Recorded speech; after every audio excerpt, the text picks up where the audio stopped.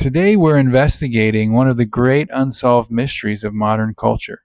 Who killed Luke Skywalker? Mark Hamill is still alive, and Luke Skywalker is fictional. And yet, somewhere between 1977 and now, something happened.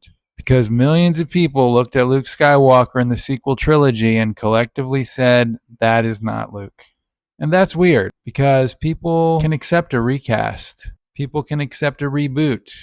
But when it comes to Luke Skywalker, they reacted as if someone had dug up a fossil and glued the bones together wrong. Now, why is that? This reminds me of something that Stephen King once said. He argued that stories aren't invented, they're discovered, like fossils. The writer's job isn't to write a story per se, it is to unearth the story from the subconscious, like a dinosaur's skeleton.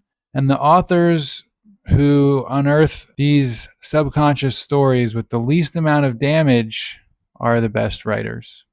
The more you force it, the more you're likely to damage it. Many writers describe the same feeling. Characters start making decisions and stories reveal themselves.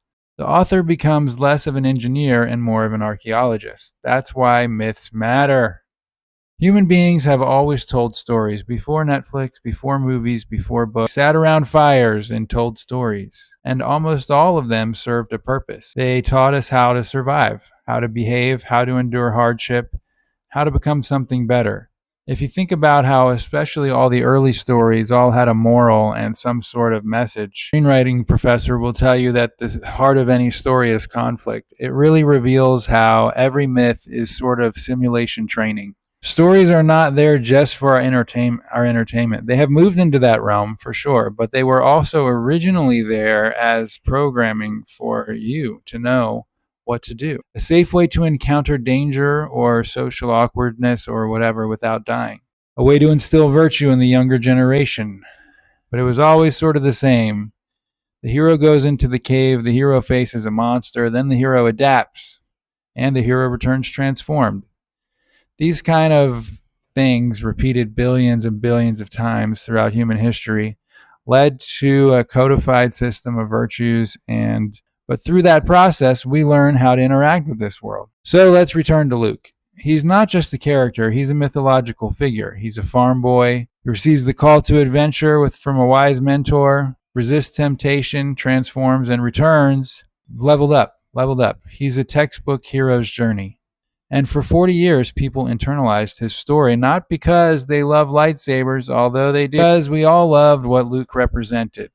Hope, persistence, redemption, and the belief that people can change.